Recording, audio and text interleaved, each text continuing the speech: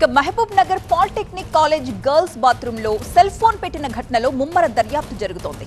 నిందితుడు సిద్ధార్థ్ని అరెస్ట్ చేసిన పోలీసులు మ్యాజిస్ట్రేట్ ముందు హాజరుపరిచారు. దీంతో సిద్ధార్థ్కి 14 రోజుల పాటు రిమాండ్ విధించింది కోర్టు. మరొక వైపు సిద్ధార్థ్ ఫోన్ లో సుమారు గంటన్నరకు పైగా వీడియో రికార్డ్ అయినట్లుగా తెలుస్తోంది.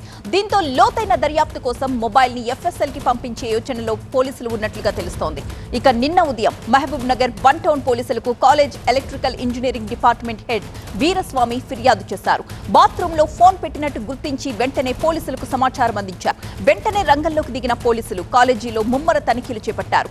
బాత్రూమ్ లో సెల్ ఫోన్ పెట్టింది సిద్ధార్థే అని తేల్చారు. ఇటు సిద్ధార్థ్ కావాలని గర్ల్స్ టాయిలెట్ లో మొబైల్ పెట్టానని ఒప్పుకున్నట్లుగా చెప్పారు కాలేజ్ ప్రిన్సిపల్. మొత్తంగా త్వరలోనే అన్ని విషయాలు వెల్లడిస్తామంటున్నారు పోలీసులు. కేసులో సెల్ ఫోనే ఇప్పుడు కీలకం కానుందని చెబుతున్నారు. మా ప్రతినిధి శివకుమార్ సిద్ధంగా ఉన్నారు. శివకుమార్, కేసు దర్యాప్తులో అప్డేట్స్ ఏంటి? MS Excel ఈ స్కిల్ ప్రతి ఒక్కరి జీవితంలో చాలా ఇంపార్టెంట్. ఈ MS Excel ని సింపుల్ పద్ధతిలో నేర్చుకోవడానికి ఇప్పుడే ఫ్రీడమ్ యాప్ ని డౌన్లోడ్ చేసుకోండి. సిద్ధార్థ్ మీద ఏ సెక్షన్స్ కింద కేసులు పెట్టారు, అలాగే నిందితుడి పేరెంట్స్ దీనికి సంబంధించి ఏం మాట్లాడుతున్నారు?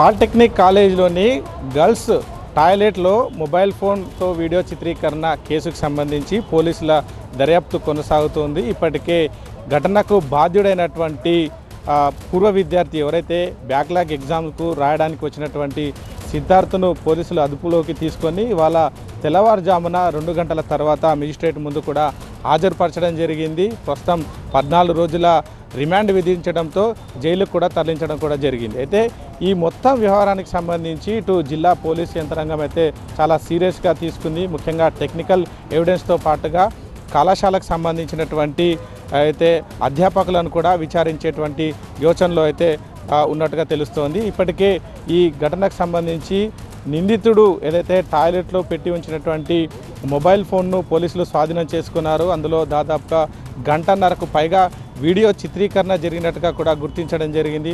సుమారు 5 నుంచి 6 విద్యార్థులకు సంబంధించినటువంటి వారు కూడా ఆ వీడియోలో ఉన్నట్టుగా అయితే ప్రాథమికంగా గుర్తించడం అయితే జరిగింది. అయితే ఈ మొత్తం వ్యవహారానికి సంబంధించి ఇటు కళాశాలకు సంబంధించినటువంటి నిర్లక్ష్యం పైన కూడా పోలీసులు దృష్టి సారించడం జరిగింది. ముఖ్యంగా ఈ ఘటనకు సంబంధించి అంటే ఎవరైతే విద్యార్థినులు టాయిలెట్లోకి వెళ్ళిన తర్వాత మొబైల్ ఫోన్ను గుర్తించి ఏదైతే ప్రిన్సిపాల్ దృష్టికి తీసుకొచ్చిన తర్వాత సుమారు 2.5 గంటల తర్వాత పోలీసులకు ఫిర్యాదు చేయడంతో పాటుగా ఈ మొత్తం వ్యవహారానికి సంబంధించి గతంలో జరిగినటువంటి ఘటన కూడా బేస్ చేసుకొని నిర్లక్ష్యాన్ని అయితే విద్యార్థుల సంఘాలు కావచ్చు, విద్యార్థులు పెద్ద ఎత్తున ప్రశ్నించడం కూడా జరుగుతుంది. ఈ తరుణంలో ఇటు కళాశాలకు సంబంధించినటువంటి ప్రిన్సిపల్ కావచ్చు, లెక్చరర్ల నిర్లక్ష్యానికి సంబంధించి కూడా పోలీసులు దర్యాప్తు చేసేటువంటి అవకాశం కనిపిస్తోంది. అలాగే టెక్నికల్ ఎవిడెన్స్కి సంబంధించి ఇప్పటికే నిందితుడు ఉపయోగించినటువంటి మొబైల్ ఫోన్ను ఇటు FSLకు కూడా పంపించే యోచనలో పోలీస్ యంత్రాంగం అయితే ఉంది.